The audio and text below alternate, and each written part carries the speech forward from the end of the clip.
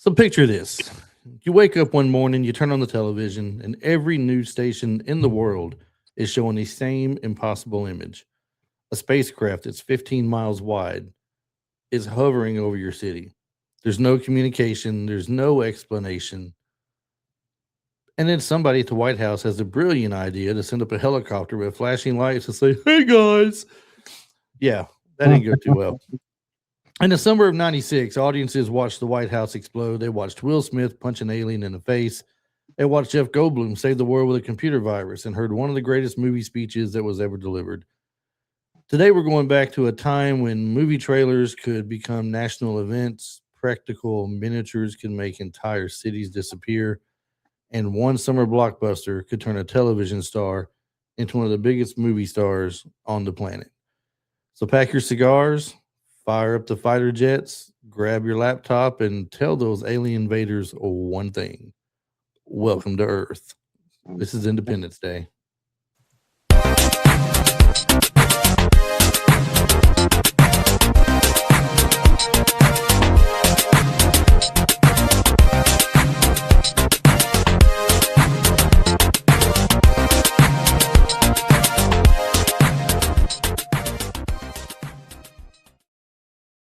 Well, welcome back to the Retro Life for You podcast, where we celebrate the movies, the television shows, the stars, and the pop culture memories that made the 80s and 90s such an incredible time to be a fan.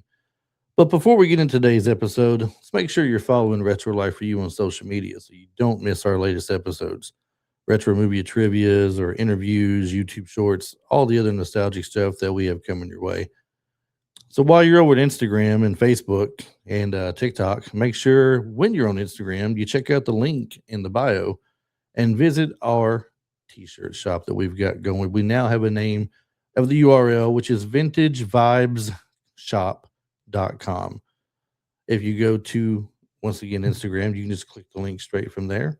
But once you go there, make sure you bookmark it because you're going to want to go back again and again and again because you can't get all those great shirts on one trip, I'm sure. And you're going to want them all. There's a lot to choose from, Marty. Is that not right?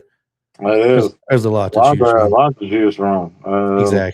Exactly. And if you love retro movies, 80s and 90s nostalgia, funny shirts and designs inspired by the era we grew up, there's definitely going to be something there for you. So make sure you're following and subscribing and sharing the show and checking out the shop. Those are all the great ways you can help support Retro Life for You and keep things growing. And I always forget to say it, so Marty's going to say it for me. Hit that bell. Hit that bell. Hit that bell when you're on YouTube. Hit that bell. Today we're talking about one of the biggest summer blockbusters of the 90s, which is Independence Day, a movie that blew up the White House before most people had ever heard of the movie.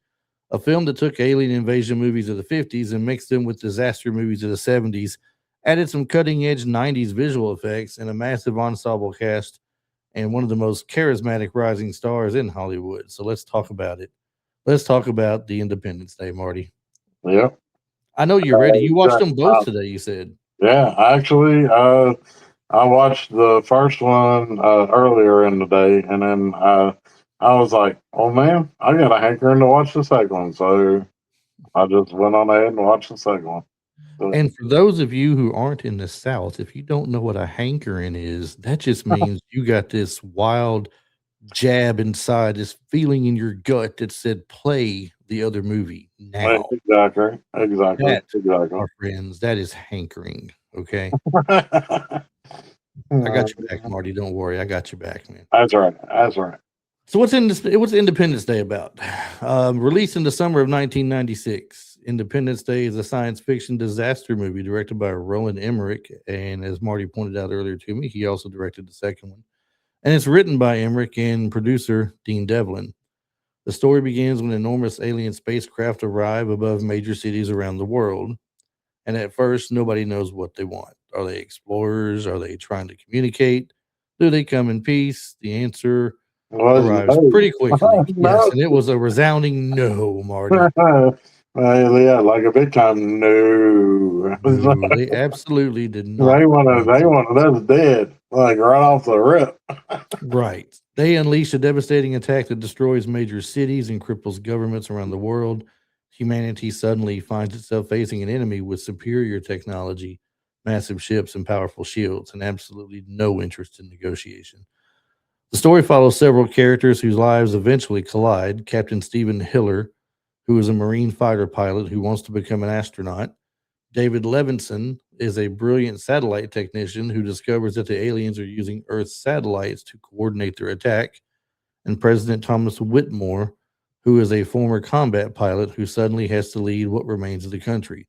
Throw in the great Russell Case, which you heard at the beginning of the show, Mm-hmm. who is a troubled former fighter pilot himself who spent years claiming that aliens have abducted him. Yeah, 10 years. 10 years. ago. And as of July 4th approaches, these very different people become part of humanity's final attempt to fight back. So, what makes the movie work is that it just isn't about one hero, it's an ensemble disaster movie. We jump from Washington to New York to LA to Area 51. You follow families, soldiers, scientists, politicians, and ordinary people as the world falls apart. And eventually, all of these stories come together for one giant final battle.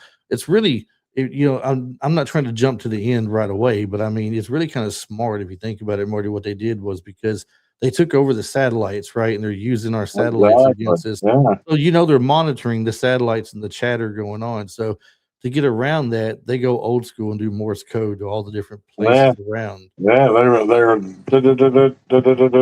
right. To coordinate a massive attack around the world and within a 30-minute window or something like that, some small window. Yeah, 30-minute small window. And boom, there they go. Yeah, that's right. It's a very fun movie. It's a movie that I know a lot of people that I know watch it every 4th of July weekend because Independence Day, 4th of July. But I mean, it's just really cool. It's a great action flick. It never gets old. It's got a lot of great characters and people in there, and people playing those characters in it. Very quotable too. We were talking about earlier. Marty there has got his quote underneath says, "I could have been at a barbecue." Dragging your ass across this desert. And what is that smell? What is that smell? And then he goes over and he kicks the crap out of it. And he's like, "What is that smell?" And of course, mine says, "Hello, boys, I'm back," which we played earlier to start and everything. So, but lots more. There's a lot more to quote than just that. I mean, I know people who just have quoted this movie over the years constantly, especially when it's summertime and they wanted, they got to go do something or they had to work for the weekend. They're like, "I could have been at a barbecue." Exactly. And what's that smell? It's the smell of a work weekend. That's what it is. So how did the movie come together, Marty? How did the idea for Independence Day come together? Well, it began while Roland Emmerich and Dean Devlin were promoting their previous science fiction film, Stargate. Did you know the two of them did Stargate? No, I did not, but that's very cool. I didn't either. That's very cool. Love Stargate. Yeah, during an interview, Emmerich was asked about his belief in aliens. He basically argued that if intelligent extraterrestrials ever traveled all the way to Earth, they probably wouldn't arrive in some tiny little spaceship and hide in a field. They'd arrive in something enormous. Well, that conversation helped spark the central image of the movie, a gigantic alien spacecraft hovering over a major city. From there, Emmerich and Devlin developed the idea at incredible speed. They wanted to combine the alien invasion movies they grew up on watching with a huge ensemble structure of classic disaster films. Instead of following only soldiers or scientists, the movie would show an invasion from several different perspectives. And of course, it all comes together as one, ultimately. One of the smartest decisions was setting the story during the days leading up to the 4th of July, which I will admit that's brilliant. They gave the movie a built-in countdown. July 2nd was the arrival. July 3rd was destruction. And July 4th was humanity fights back. Yeah, their last stand. Right. Yeah, even the title became part of the story. Today we celebrate our Independence Day. Yeah. Yeah, and speaking of that, before going any further, is that not the best speech almost? The best speech you ever heard in a movie. I mean, come on. Well, I want to say that speech by Bill Pullman is great, but there's another speech that's out there that almost tops that one, and it was done by Viggo Mortensen in Return of the King. Oh my gosh, yes, man. Okay, you had to go and do that, didn't you? Uh, You had to invoke the newest Holy Trilogy. You had to go and invoke that, didn't you? yeah, It's no longer about Star Wars anymore. People invoking Star Wars. Now you're going to bring up the Lord of the Rings, and man, I love yeah. Lord of the Rings. And he was all Um, like, today is not this day. We, when I mean, he's just when the they're at the gate of whole, when they're yeah, at the they're gates at of the gate of Mordor, Mordor. Yeah, dude. and he ends it by looking everybody in the eye and going, "For Frodo." Yeah, exactly. That was great. That was great. Okay, another movie, another day. The studio reportedly considered other titles for this movie, including Doomsday, but the filmmakers wanted Independence Day. Dean Devlin's now famous presidential speech helped make the title impossible to separate from the movie.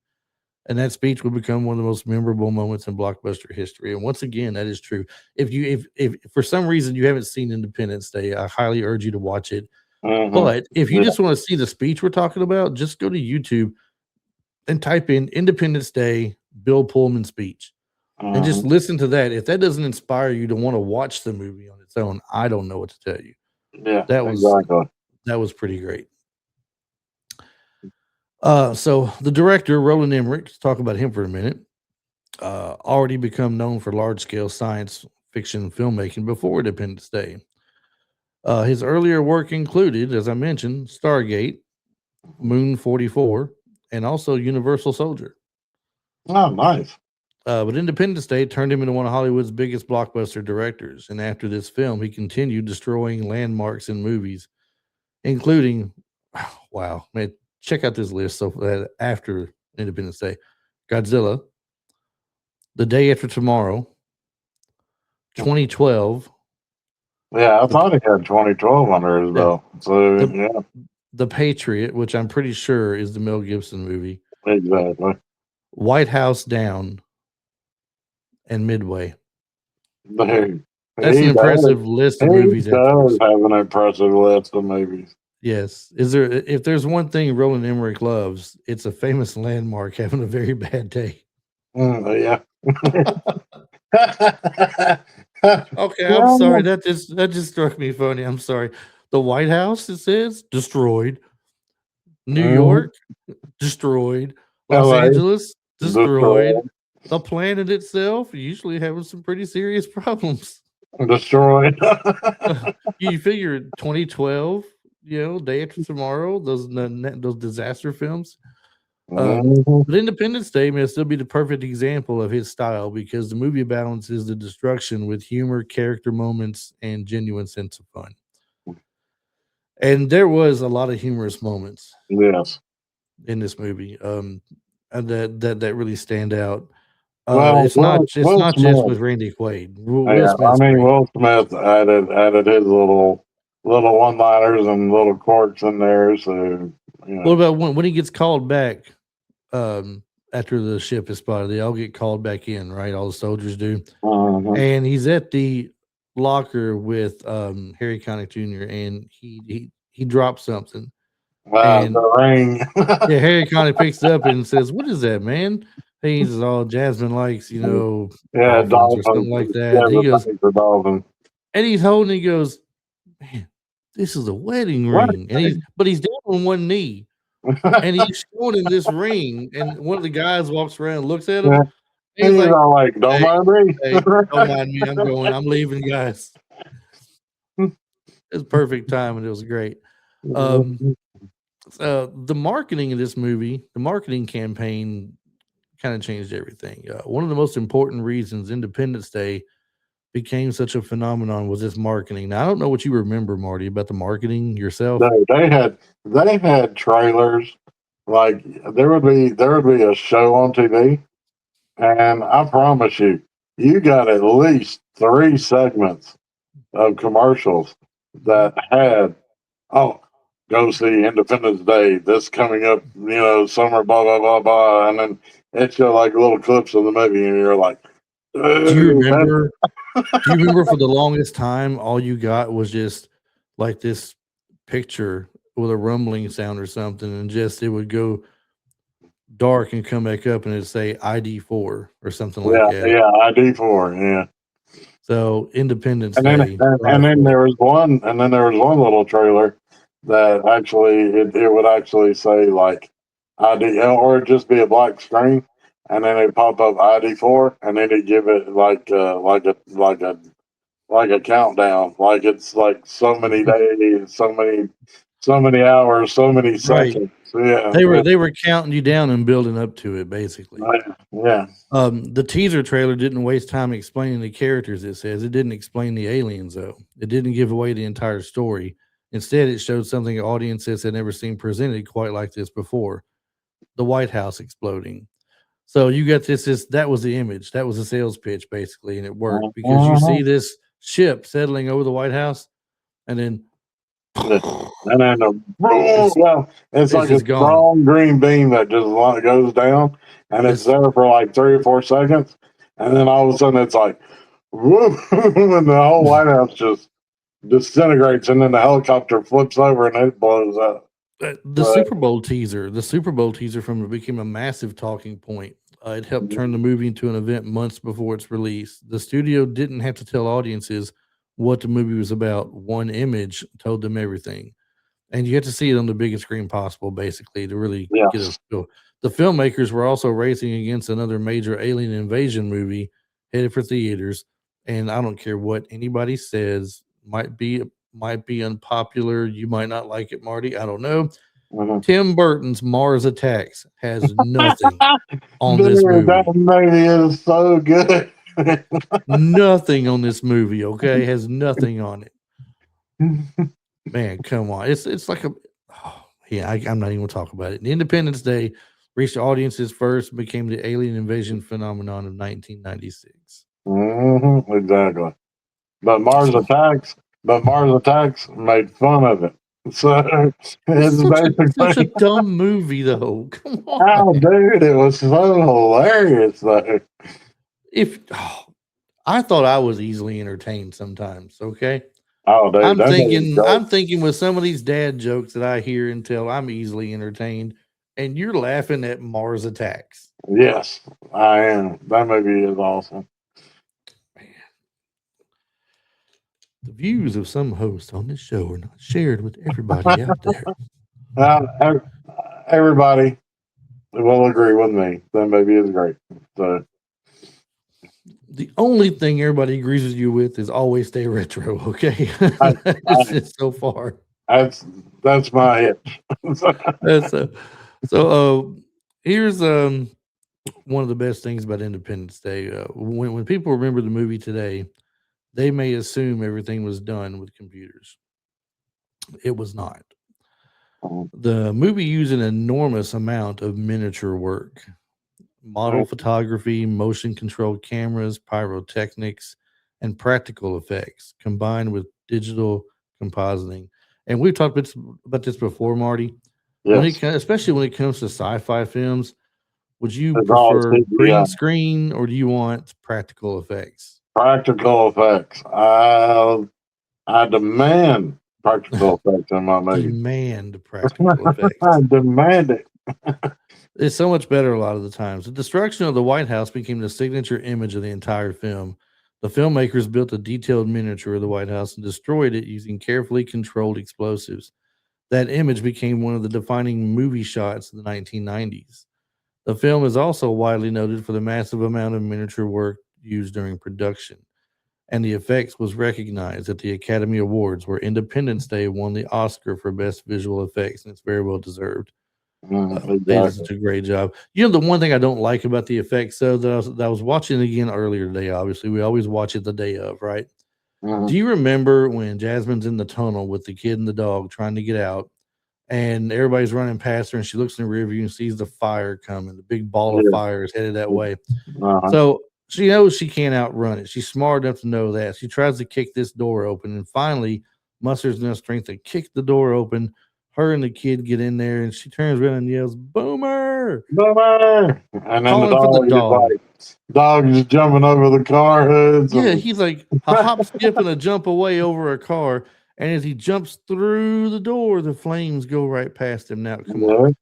Are you wanting us to believe that none of those flames would have whipped into that little open door air? There's no vacuum suction of any kind to suck the flames in, to bring in some of that stuff or destroy the rest of that tunnel it's going through. Yeah. So, I mean, I get it for the movie storytelling purpose. This is what you did to make it good. But if you're thinking kind of realistically, like, I know it's an alien invasion. We're not talking realism here, right? But still, and I couldn't help but think earlier, and I was like, people are going to hate me for this now. But I was thinking, what would have made this terrible?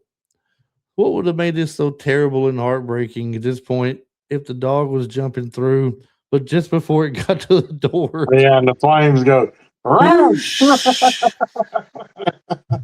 Exactly. If Boomer had just moved sooner. But no, the dog does make it in there, and they're able to walk back out afterwards like nothing happened. Yeah. With all Which, the destruction that's out there. yeah, Never mind, there might be radiation going around like crazy. Let's yeah. not think about that. Which that whole scene, where she's, walking out of like the wreckage and everything. She's literally walking out of like this big culvert and everything, and it's like, and this culvert is like huge. And I'm thinking to myself, she wouldn't be walking out of something like that. She'd be walking out of like, maybe like a little section of a room with a door that's just been baked clean off, Right.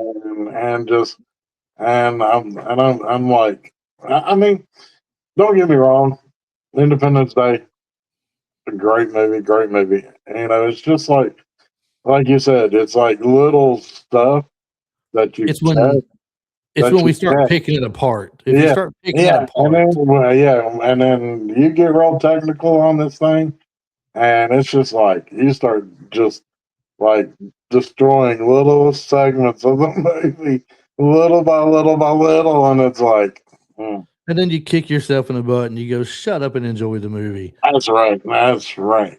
But watching it today though, some digital shots do show their age.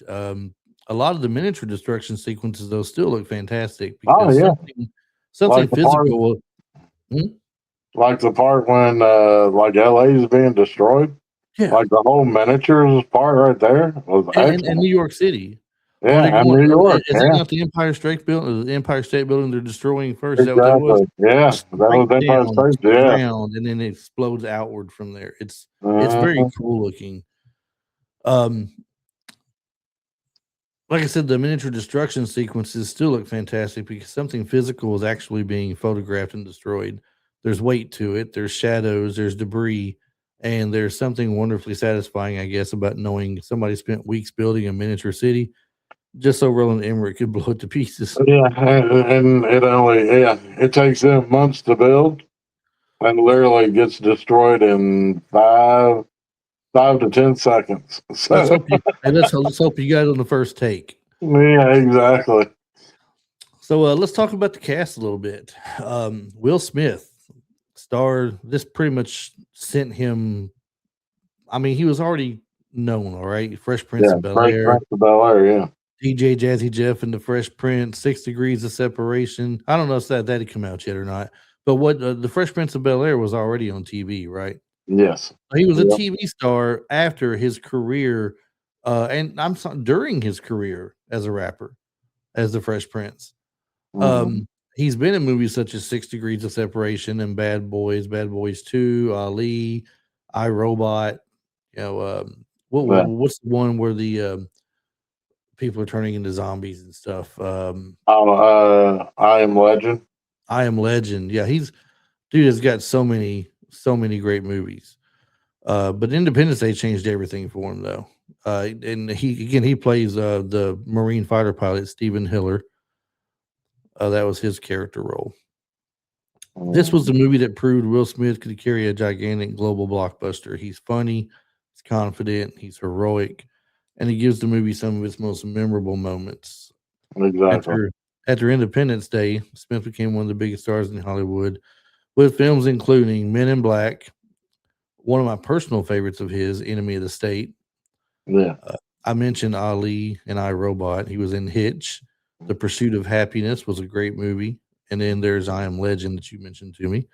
And of course, he later won an Academy Award for King Richard. But in 1996, Independence Day was the moment when Will Smith went from television star and rising movie actor to global superstar.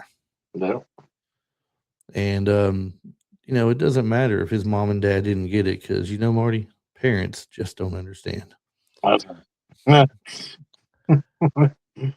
Boy, that was cheesy. I'm not doing that again. Yeah, Jeff Goldblum was the Jeff Goldblum played David Levinson, the brilliant satellite technician who discovers the hidden countdown inside the alien signal.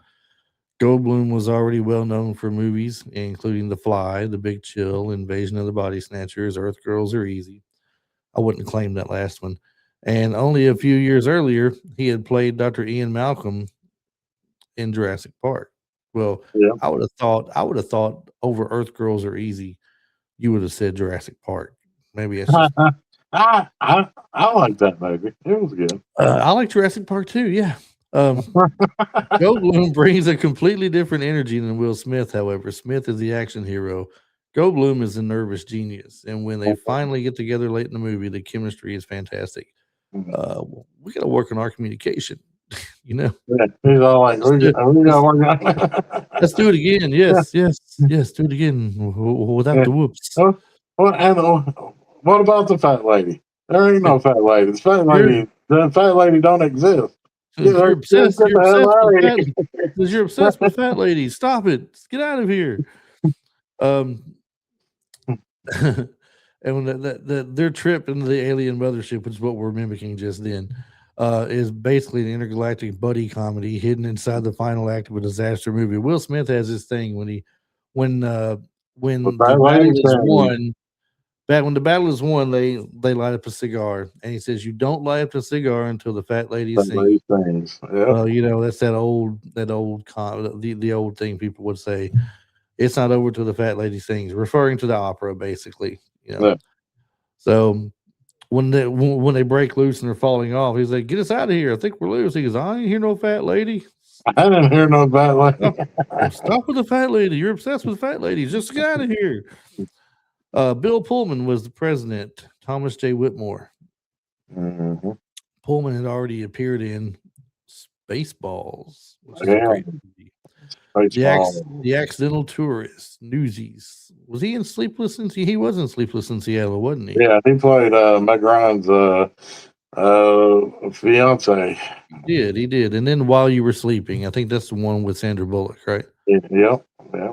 But for a lot of fans, this is still his defining role, and it's because it's one of the biggest things we remember because of his role in that speech. President Whitmore just isn't the politician; he is a former fighter pilot. So when the final battle begins, he doesn't stay hidden underground.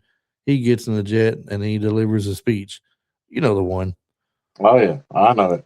The speech that can make you want to fight aliens, even if you're just sitting at home eating cereal. You're right. I was literally like, when I was watching the movie, I had my popcorn. I was eating my popcorn. Yeah.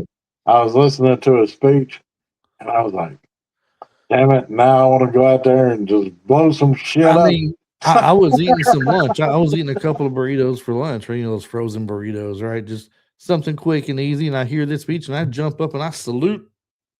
Mm-hmm. I'm ready to get in my jet and go.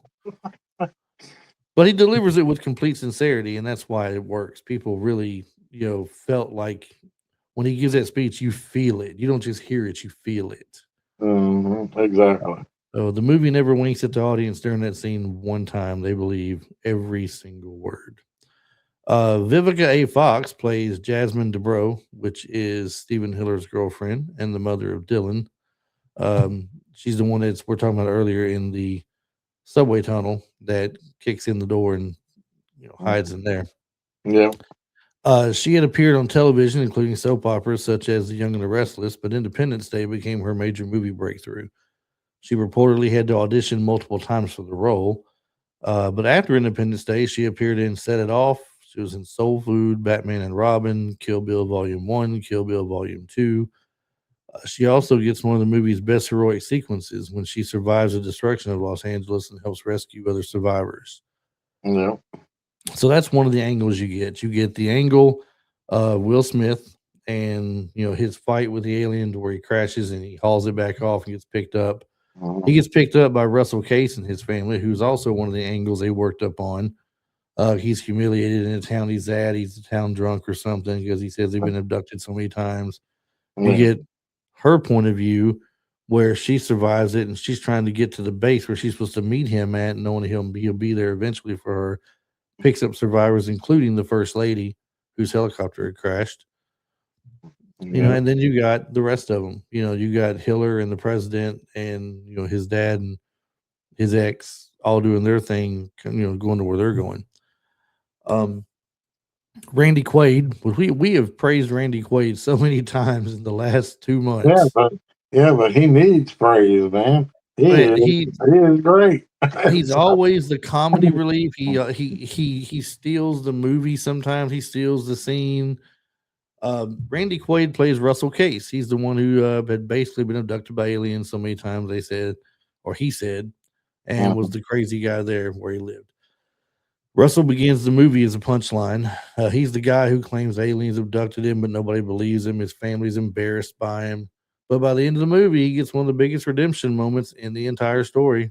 Quaid was already, I mean, that's my absolute favorite part of the movie. I'll just say it now because I'll forget to ask this later probably. But he gets his heroic moment when the president takes the shot and it hits a gate and doesn't go in to hit the primary weapon that they want to hit to destroy the ship. And he's like, does anybody else not have any missiles? And all of a sudden you hear you hear him in the background. He's all like, I'm here, Mr. President. Sorry, I'm late, sir. Sorry, I'm late, sir. Comes in, they put him on speaker, everybody can hear him and everything, and he's ready to go. He's got one for him, so they get their little heroic moment, and the president's like, all right, boys, let's mow the field. Yeah, let's mow the field. Clear the path for him. He goes to shoot, and his missile is jammed. It won't shoot. So his heroic moment is he says, do me a favor, tell my children that I love them, even though they're embarrassed by him, tell them that I love them. And he just rips off his mask, and he's like, in the words of my generation, up yours. Hello, boys. I'm back. Yeah, that was a really good part of the movie.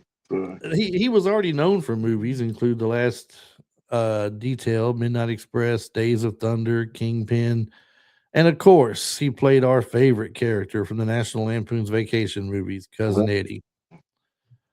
And one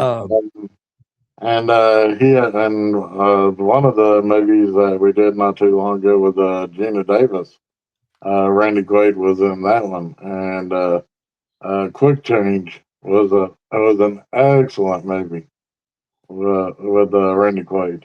So, Quick Change. Did I get to that one? I don't remember. When we covered the career of Gina Davis, I don't think Quick Change is one of them I got to though. Yeah, I remember. I think you watched it. Yes, I watched it, and I love that movie. I'm gonna have to get to it. Judd Hirsch was in this. He played David's father, Julius.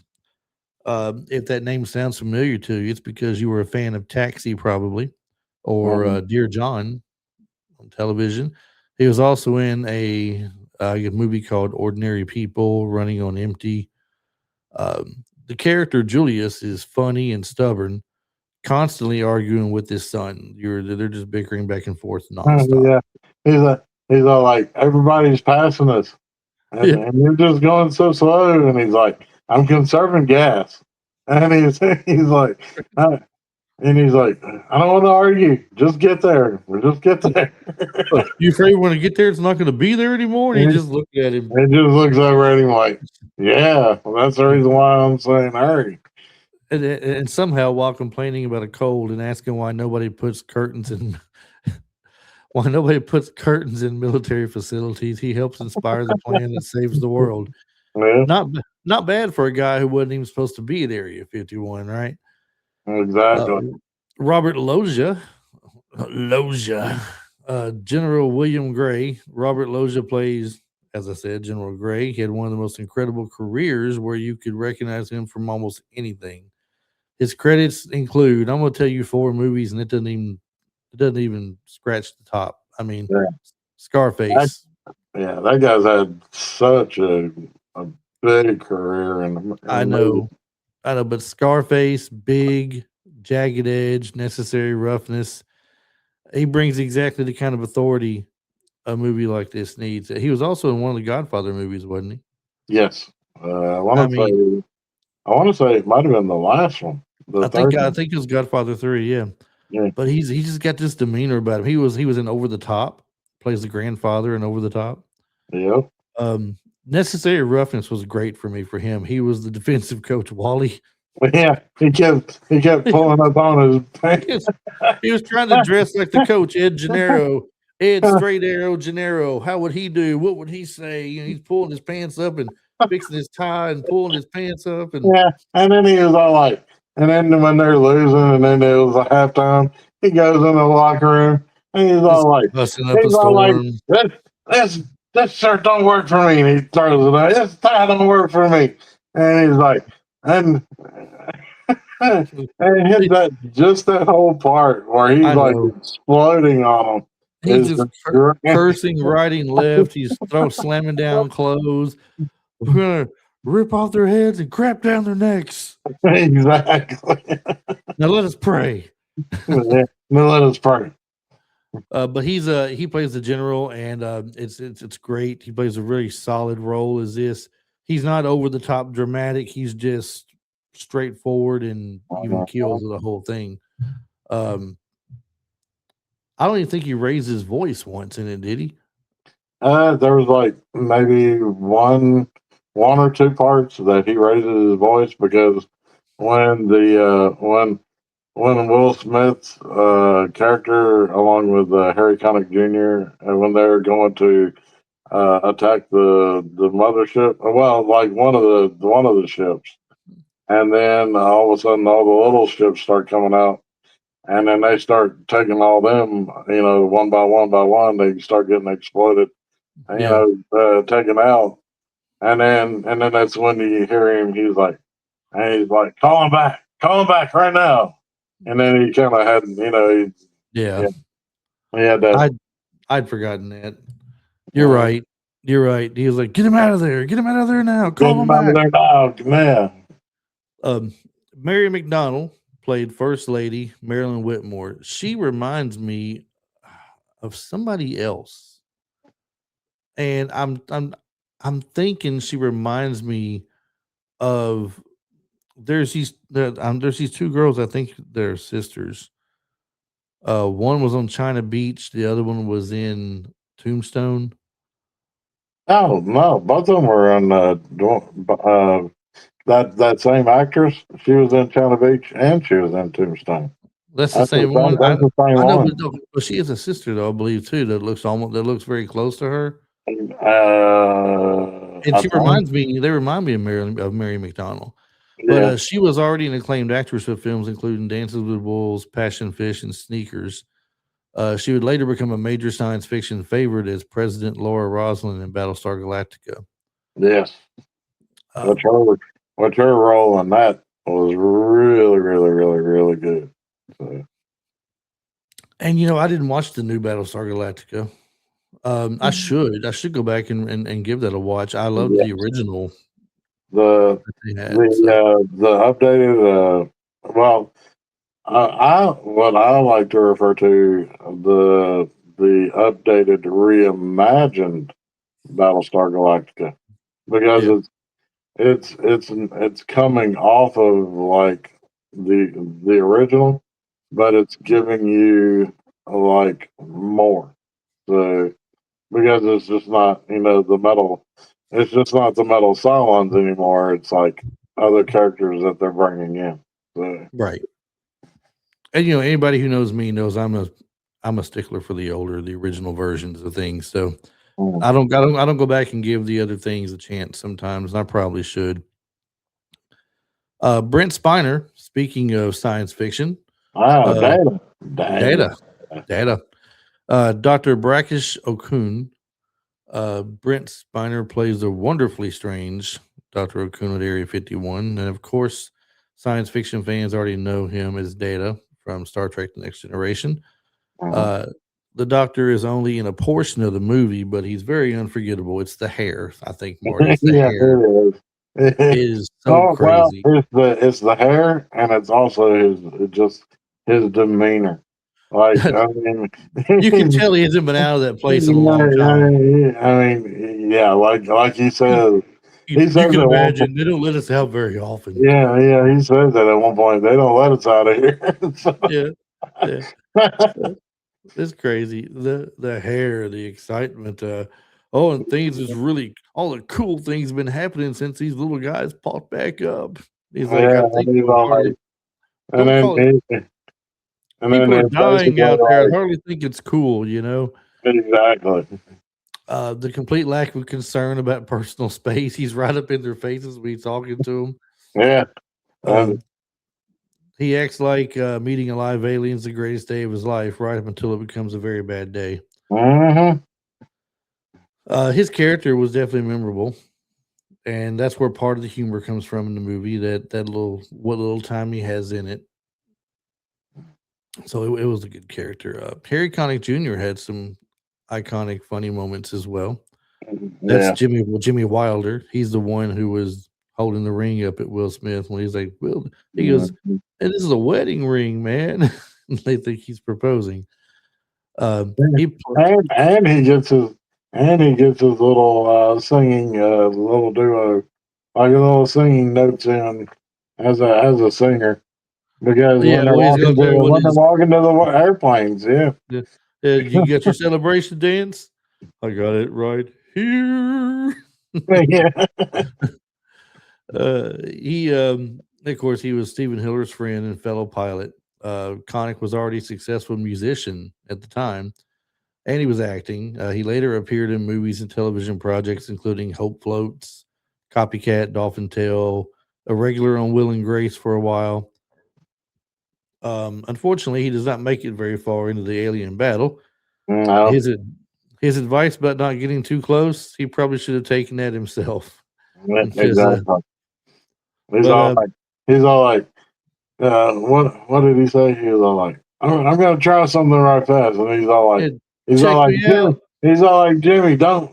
don't, you can't take it, at that speed, and he's like, check me out, man, and he's all like, and he's like, Check me out, he Captain. starts hyperventilating. He's like, he rips the mask off, and he's all like, and then Will Smith's like, Jimmy, get your mask back on, Jimmy.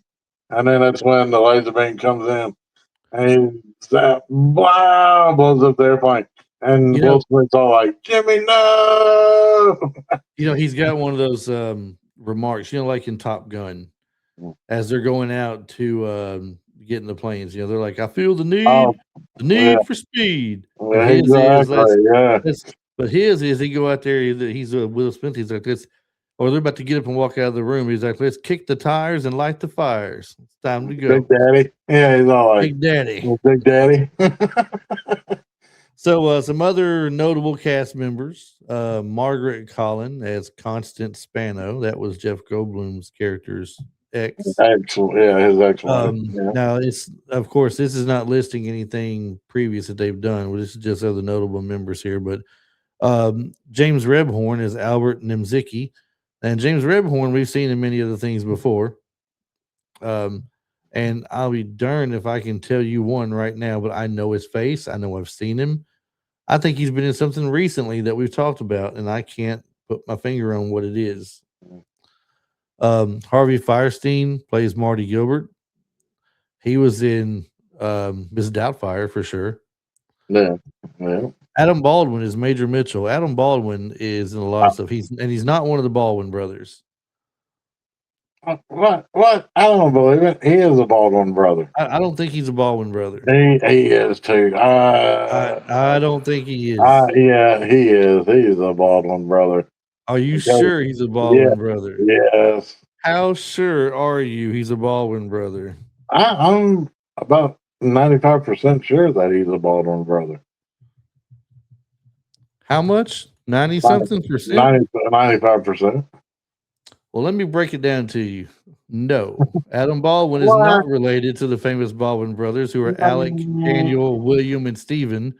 While they share the same last name, they're both in the acting industry. They are completely unrelated. wow. I'm mistaken. So, You are about 90 some odd percent mistaken, sir. mhm, He's been in a lot of good stuff too. yeah, He was in a TV Firefly, show, Chuck. Firefly especially. Oh, So, Chuck. I like him better than Chuck. yeah, Chuck and Firefly. Two Yep. great shows. James Duvall as Miguel Case. Now, I don't know him from anything else. And Mae Whitman as Patricia Whitmore. Mae Whitman, who was still a child actor, later became known for projects including Arrested Development, Scott Pilgrim versus the World, and Good Girls. Mhm. And this is one of the reasons Independence Day works so well. Even the smaller roles are filled with recognizable, talented performers. So they were all great, for sure, hands Yeah. down. Actors who almost appeared in the movie. This is one of my favorite things sometimes to hear and read about.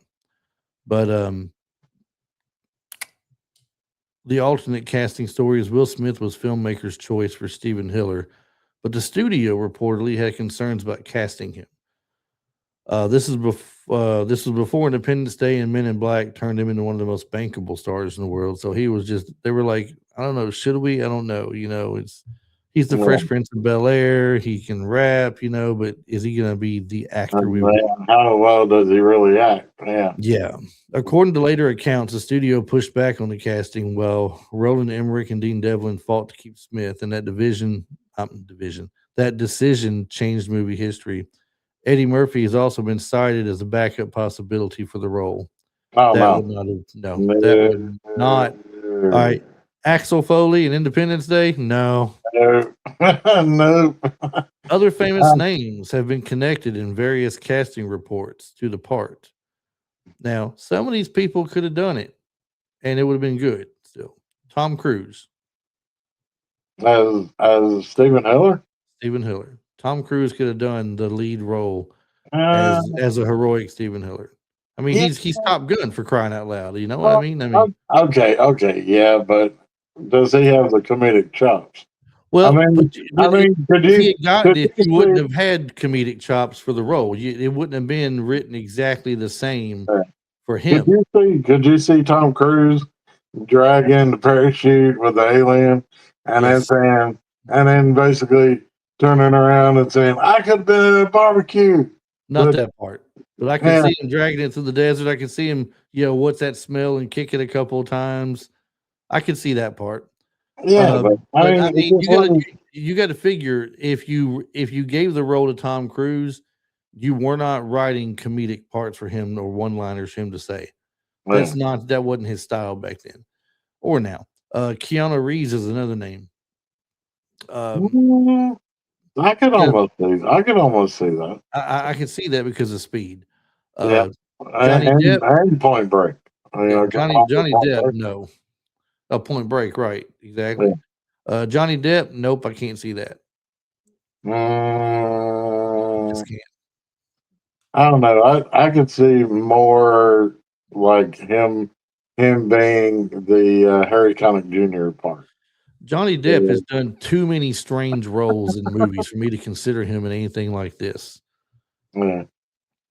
I mean, name one real action flick that you can tell me him being in that doesn't have him looking for the rum or something, or I mean, where's the rum? Rum, why is the rum always gone? This is not he couldn't do this.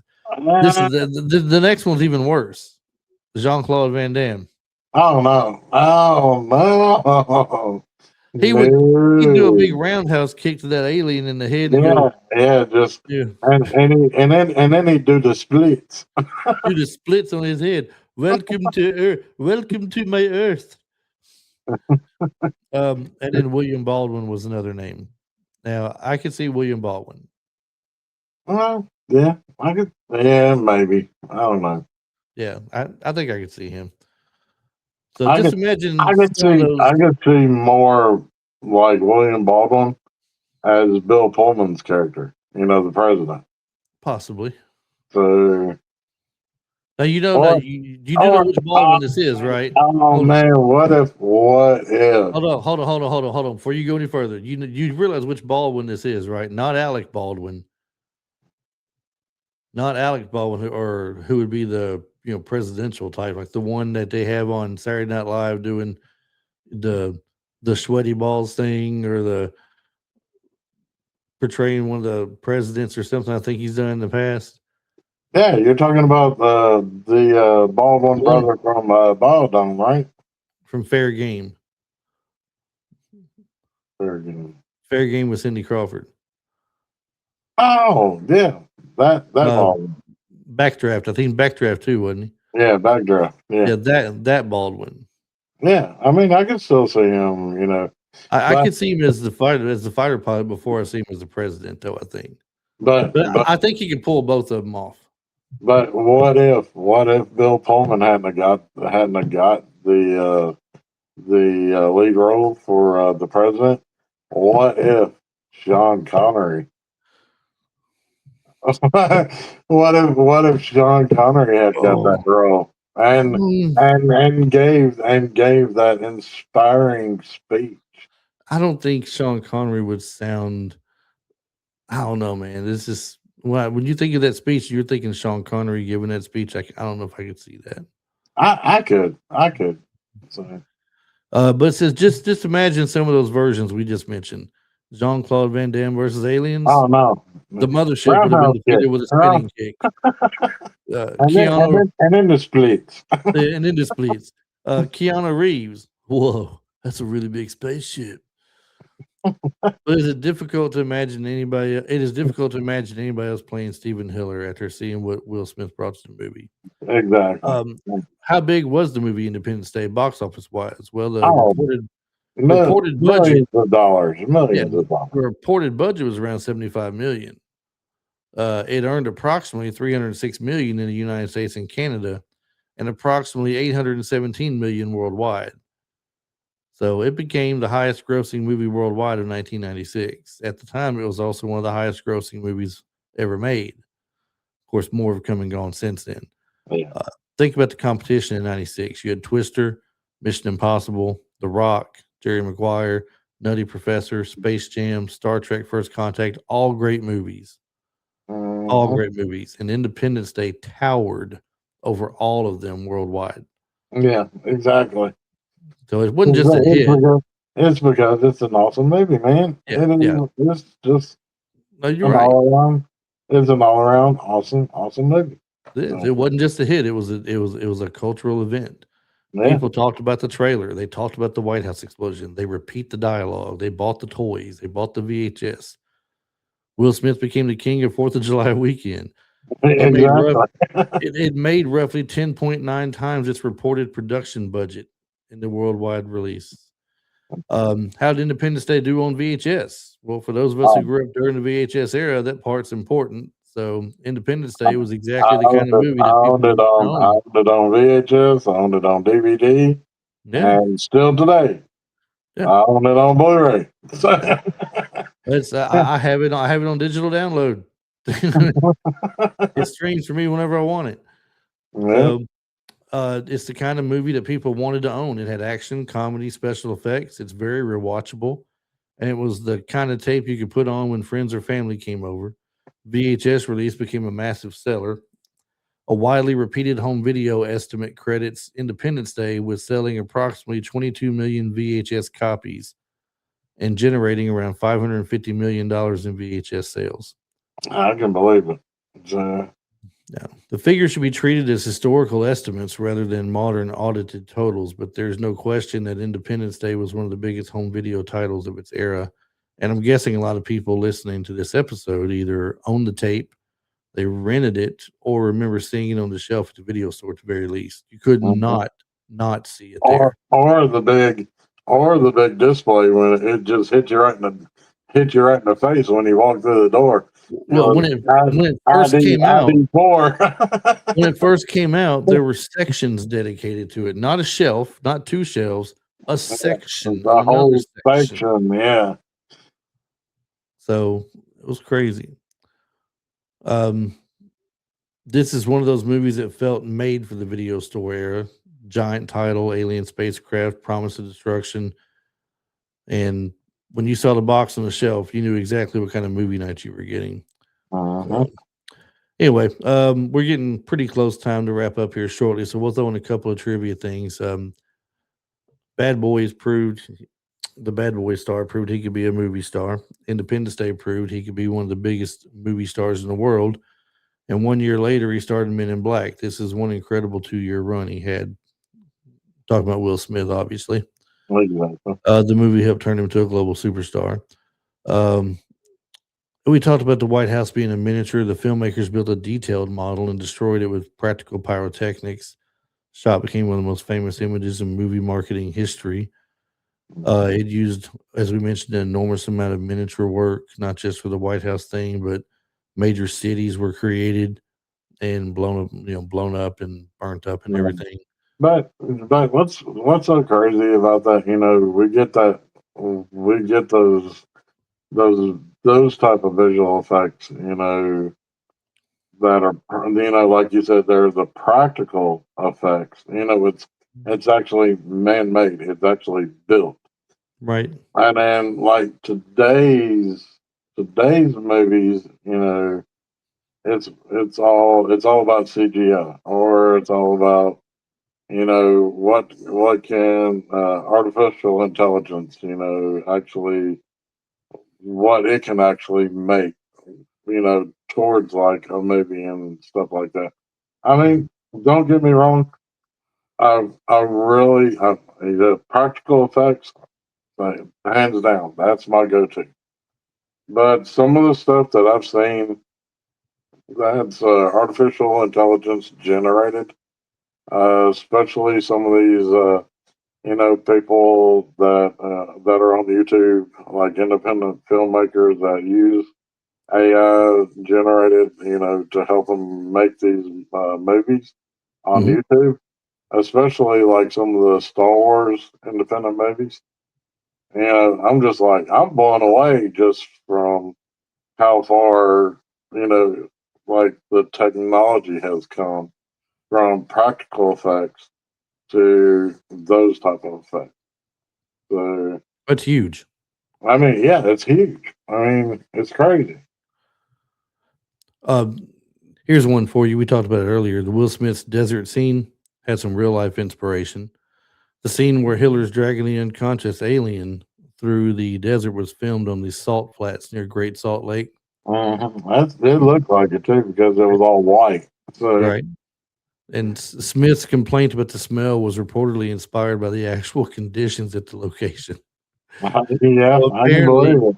apparently, saving the world from aliens smells terrible. I can imagine him ad libbing that. It doesn't say he ad libbed it, but he might have. They're kind of insinuating that the smell around him was so it inspired the actual what was going on. But could you see him just dragging that thing along, talking about here you come, all these miles away, won't start Big and go. bad. I could have been at the barbecue. And then he's so frustrated because how bad it smells. And he just goes, hey, what's that darn smell?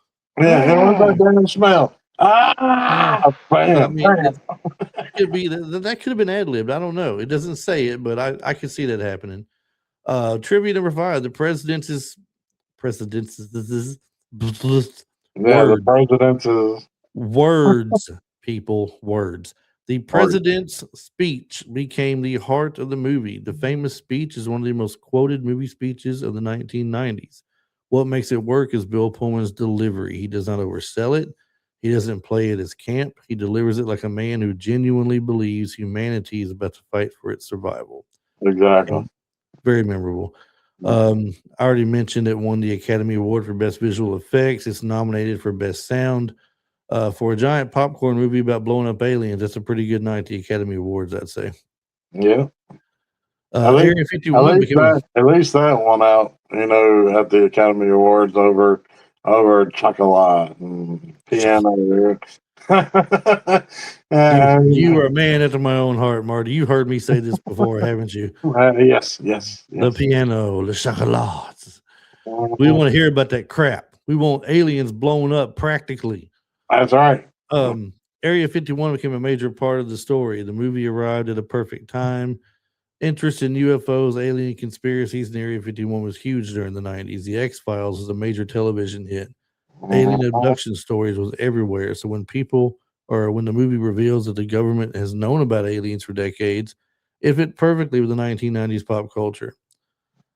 And of course, we have the movie mixing multiple genres. It's a part alien invasion movie, part disaster film, part war movie, part family drama, part buddy comedy, and yet somehow all of it works together well. Yeah, they just mixed it all in a blender, and it came out perfect. That's right. So why does Independence Day still work? I think Independence Day still works because it understands exactly what kind of movie it wants to be. It's not embarrassed to be a blockbuster. It wants you to cheer. It wants you to laugh. It wants you to feel something when the heroes succeed. And it gives you almost every major character a moment, like David discovers the signal, Hiller captures an alien, Whitmore leads the final attack, Russell Case gets his redemption, Julius accidentally inspires the solution to beat everything. Even the smaller characters contribute to the feeling that the entire world is fighting back. And the movie also takes its time. Modern blockbusters somehow rush from one action scene to another. Independence Day spends time introducing people. You meet their families. We see their problems before the aliens arrive. And that gives the destruction more impact. The movie's big and loud, it's ridiculous, it's patriotic, it's funny, it's emotional, and completely sincere.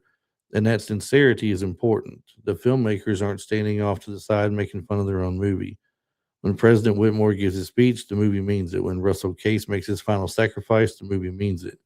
When Will Smith punches the alien and says, "Welcome to Earth," it absolutely means it. And the audience cheers. And that is the magic of Independence Day. Yeah. So, Marty, I'll see if I can pose a good question for you here. Let me look through some of these questions it's brought up, and let's see what I can give you. We're not going to do memorable scenes or character. Yeah, because to tell you the truth, I don't have a favorite scene in this movie. It's hard to have the one. movie, literally from beginning to end, is my favorite scene. So we talked about certain things being accepted as far as like we nitpicked everything. Does the computer virus solution bother you at all, or are you willing to accept it because the movie was just so much darn fun? No, I mean, I accept the computer virus because the thing is, back in '96, computer viruses, I mean, you literally you had to guard your computer from just like going to a website. You go to a wrong website, and then your computer's crashing because you got a computer virus. Yes, but we have aliens that we're infecting with a virus that are probably light years ahead of us in technology and everything. So is it unbelievable that we infected them with something, or is it believable because it's such a small thing to them that they'd overlook it and not think you could do that, and that's what really does it for you. That's what I do believe is that a small alert of just a programmed computer virus could work its way into their system. Their technology might be advanced, but with that virus works around all of their technology. So it's very believable. So, all right. So what without going into much detail or anything, what character has the best story arc to you?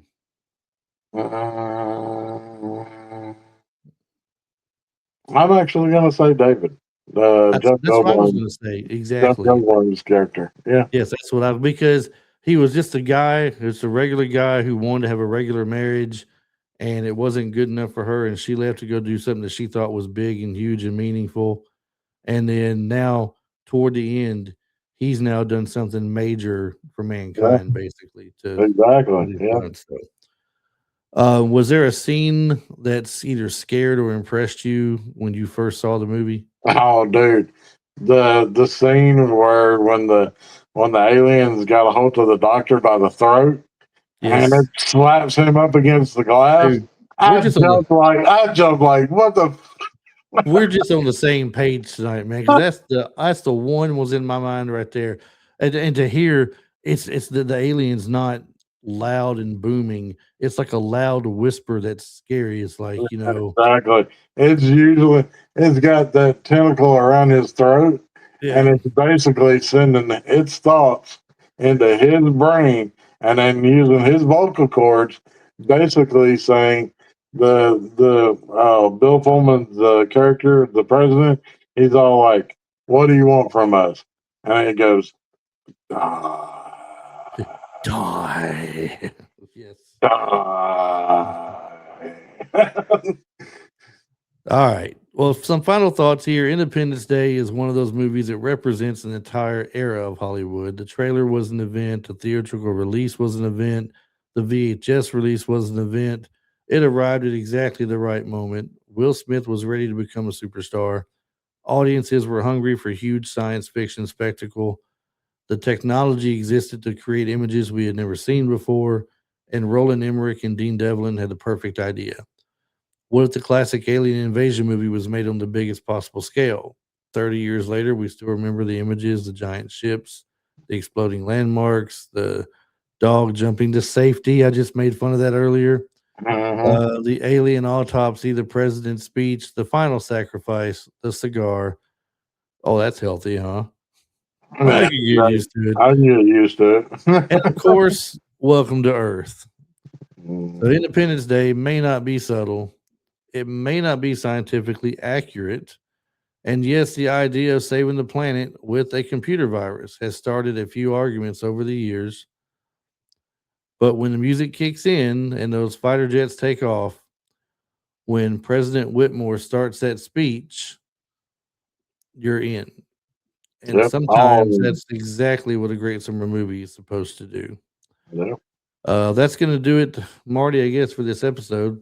We have no favorite scenes, we said, right? So, Yeah. The whole movie, favorite scene. So, right. So now we want to hear from you. What's your favorite movie? Your favorite moment from Independence Day? Did you see it in theaters? Did you wait and see it and own it on VHS? And where does it rank for you amongst the greatest summer blockbusters of the 1990s?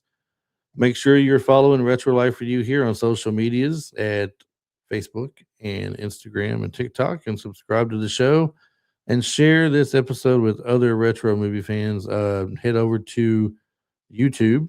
Click that bell, Marty. Click yep. that Hit that bell. bell. Hit that bell.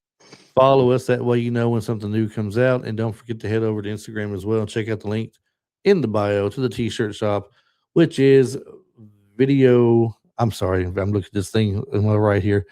I got off track at vintage vibes shop.com. It's vintagevibesshop.com, and check out all the cool t-shirts that we got there, and I know you'll find something you'll like, so go check it out.